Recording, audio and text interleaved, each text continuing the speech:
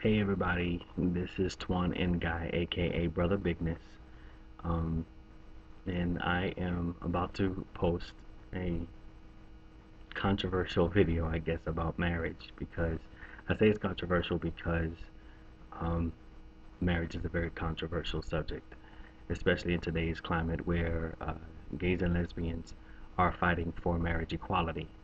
Um, in the last video, I was asked questions about homosexuality and Christianity, and I said in one of my responses that the Bible, how the Bible explains or marriage in biblical times differed than what it is today.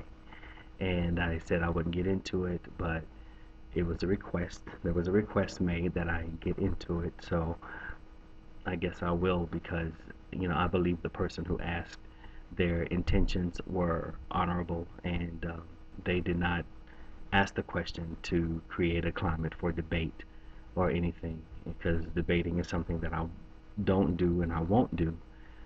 So those of you who watch this and disagree with what I have to say, I respect your right to disagree with me, and I ask that you do the same.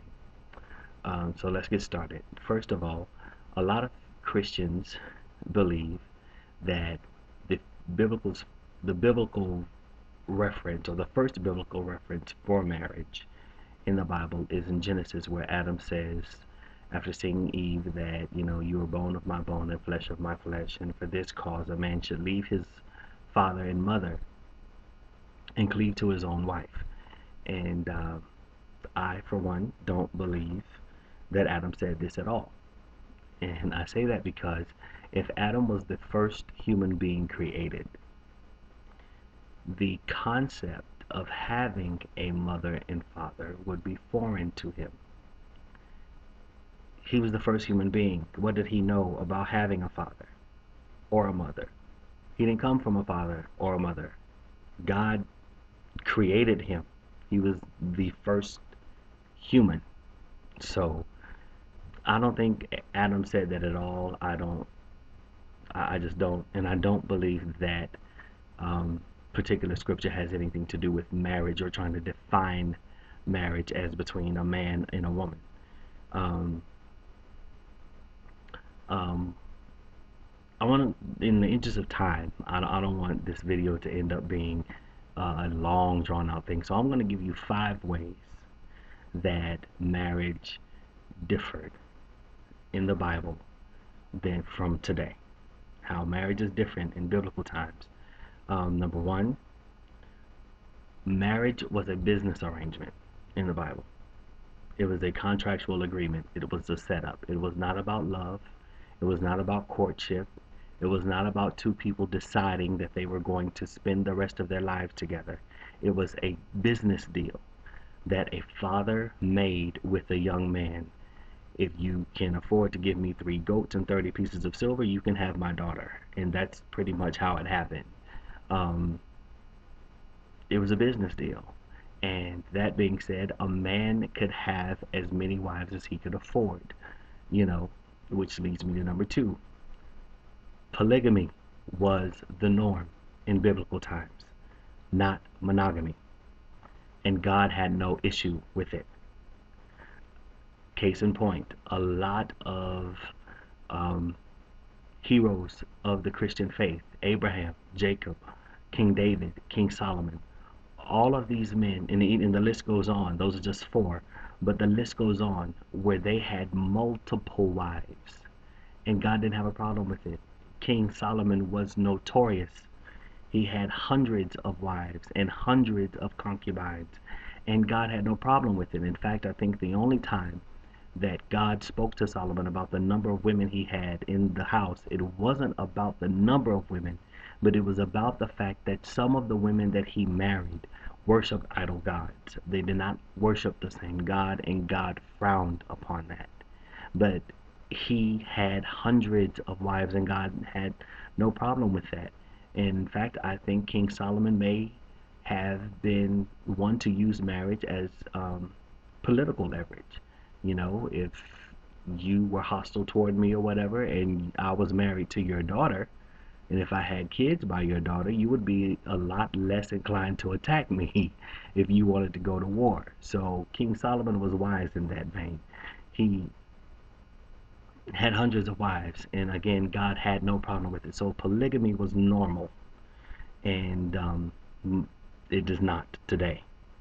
In fact, people go to jail behind that. Um, Next thing, women were property. Women were property, and they had no rights. They were second class citizens. They were just a little bit above slaves. And if you were a wife, you were just a little bit more than a slave, because the concubine was more like the slave and could be put out. But, you know, that's just how it was. That's how they treated women back then. And unfortunately, some men today try to treat women the same way as they did back then, but it doesn't work, because hopefully we are a smarter society and we know better. We know that women are equal to men. Women are equal counterparts to men, and we are no better as men than they are. In fact, if we sit down and listen, we could learn a lot from women. Next, women were allowed to be tortured by their husbands. Um, for instance, in the Bible today, not so much. Um, for instance, if a man found his wife to not be a virgin on their wedding night, she could be killed. She was, she could be stoned. They would have sex on their wedding night, and if there was no blood on the sheets, he could kill her, and no one could say anything about it. In the book of Numbers, if a man thought that his woman cheated on him, he could take her to the priest. The priest would mix up this poison concoction, and if her stomach swole and her thigh rotted off, she was guilty. And if her thigh didn't rot and her stomach didn't swell, she was a good woman. And she couldn't be accused of that anymore. I shudder to think how many women were tortured needlessly because they had an insecure bastard as a husband. Today, you can't do stuff like that. But that was common in the institution of marriage back then. That was marriage back then. And lastly, um, there was a part of marriage. There was something called a kinsman redeemer. If a